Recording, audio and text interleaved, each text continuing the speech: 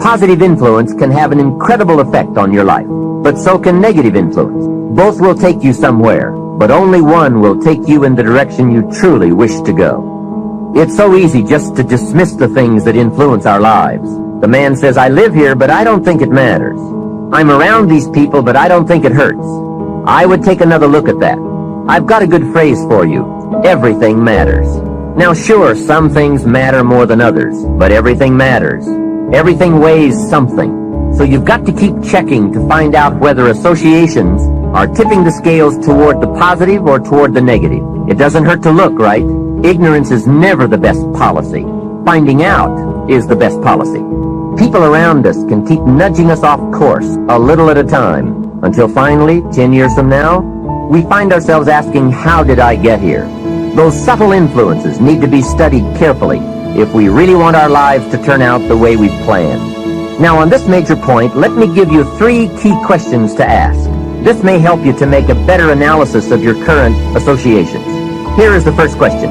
Who am I around? Good question. Make a mental study of the major people with whom you most often associate. You've got to evaluate everybody who is within the circle of being able to influence you. So, major question, who am I around? Next question, what are they doing to me? That's a major question to ask. What have they got me doing? What have they got me listening to? What have they got me reading? Where have they got me going? What have they got me thinking? How have they got me talking? And how have they got me feeling? What have they got me saying? You've just got to make a serious study of how others are influencing you, both negatively and positively. Now, maybe the influence of all those around you is okay, but just ask yourself. It doesn't hurt to ask. Who am I around? And what are they doing to me? Now, here's the final question. Is that okay? Maybe the people you associate with and their collective influence is okay, but then again, maybe it's not. All I'm suggesting here is that you take a close and objective look. Everything is worth a second look, especially the power of influence. Perhaps you've heard the story of the little bird. He had his wing over his eye and he was crying. The owl said to the little bird, "You're crying." "Yes," said the little bird, and he pulled his wing away from his eye. "Oh, I see," said the owl. "You're crying because the big bird pecked out your eye." And the little bird said, "No, I'm not crying because the big bird pecked out my eye. I'm crying because I let him." Hey, it's easy to let influences shape our lives, to let associations determine our direction, to let persuasions overwhelm us, to let tides take us, to let pressures make us. The big question is, are we letting ourselves become what we wish to become? Never underestimate the power of influence. What an important statement. The influence of those around us is so powerful. Many times we don't even realize we're being strongly influenced because it generally develops over an extended period of time.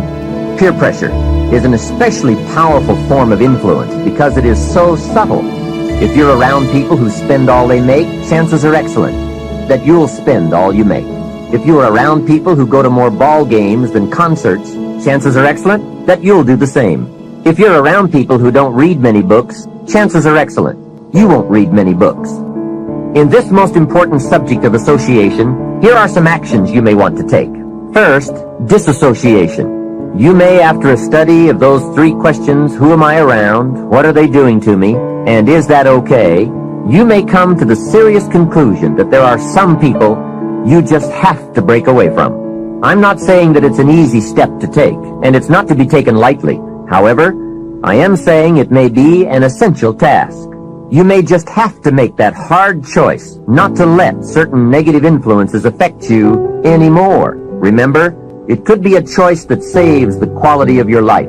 The second action you may want to take is limited association. It could well be that you are spending too much time in a certain area of your life with a certain group of people. It's easy to put time and effort in the wrong place. The guy spends 3 hours at the ball game and 30 minutes listening to the sermon. See, that's called out of balance. 30 minutes for spirituality, 3 hours for entertainment. That doesn't weigh well 5 years from now, 10 years from now, when you take a look at the sum total of your values in your life. Here's one of the easy ways to end up with a mediocre average life, spending major time on minor things. Sophisticated people learn to weigh everything before they spend time or money. You've got to weigh before you pay. Whether you're going to spend heavy time or light time, you've just got to weigh. Otherwise, if you're not careful, you can get trapped into spending heavyweight time with lightweight people. Now, it's okay to have casual friends as long as you give them casual time, not serious time. Spend major time with major influence and minor time with minor influence. It's so easy to do just the opposite, but don't let it be said that you fell into that trap. So maybe all you need to do to change some of the influences in your life is not to eliminate them, but merely limit them. Say, I have a good time with these people, but I'm not going to spend days and days with them anymore. I'm just going to cut that down and save some of that time for more major people and more major enterprises. Remember, it's your life. You can spend your time with whomever you want and whenever you want. Take a look at your priorities and your values. We have so little time at our disposal. Wouldn't it make sense to invest it wisely? If you have only $100 in your pocket, it's okay to spend 20 for fun and put 80 toward your important values and commitments. But would you be happy reversing those percentages? Better to put the majority of your money where you know it will get you a positive return, rather than put it where the taste is brief and the results are poor. Of course, you must be the judge. You must determine whether the situation and the people call for disassociation or limited association. But remember, if it isn't taking you where you want to be 5 years from now, 10 years from now is the time to fix it.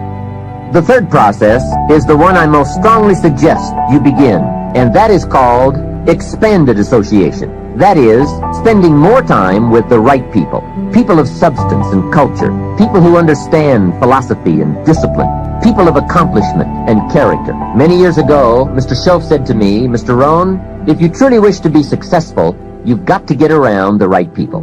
Then he said, it looks like in your present circumstances you're going to have to plot and scheme. And that was true. I had to plot and scheme to get around the right people. On some of those early opportunities I had to be around successful people, I would park my car a couple of blocks away.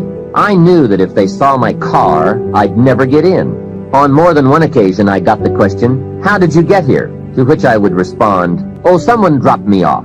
And that was me dropping me off a couple of blocks away. Whatever you have to do it. Keep asking the question, who can I get around? Who could I spend some time with who would have a positive influence on my life? I played every trick in the book I could think of to get around the right people, but it was worth it. Now here's the surprise. It is possible for a modest investment to get around major people. If you had a chance to sit down for an hour or two with a wealthy person, and all that you had to do was to pick up the lunch tab, wouldn't that be a bargain? That person might drop an idea on you that could change your life for a lunch tab. And that's where we need to go to get our success plan from successful people. Don't pick up your plan, especially your financial plan, from unsuccessful people. Here is something else exciting. It's possible for people of modest means to start a wealth plan. You don't have to be wealthy to have a wealth plan. You don't even have to be healthy to start a health plan. All you have to be is smart. Smart enough to say, hey, I've got the wrong plan, and I'm going to get around someone who has a better plan and make it my plan. So, find some successful people to help you fill out your success plan. Find somebody healthy to get your better health plan going. Find somebody living a unique lifestyle to develop your lifestyle plan. This is called association on purpose, getting around the right people by expanding your circle of influence. Here's another good question for you. Where do you go for your intellectual feast? Where do you go? Pity the man who has a favorite restaurant, but not a favorite thinker. He's picked out a favorite place to feed his body, but he doesn't have a favorite place to feed his mind. One way to associate with people of influence is through their writings, books, cassette tapes, whatever you can pick up. Maybe you can't meet the person, but you can read his books or listen to his cassettes. Churchill's gone, but he's left some books. Aristotle's gone, but we still have his ideas. Search the catalog for cassettes and libraries for books. Search the magazines. Search the documentaries. They are full of chances for association and intellectual feasting. But in addition to reading and listening, we also need a chance to do some talking and sharing.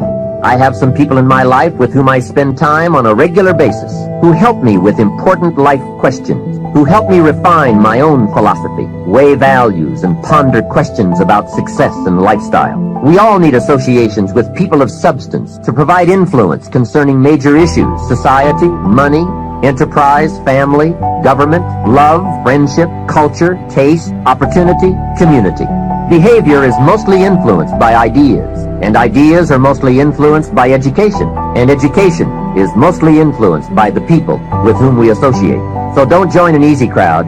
Make sure you get around people who can ask the right questions about the latest ideas you've discovered, about your philosophy, your enterprise, your goals, your lifestyle.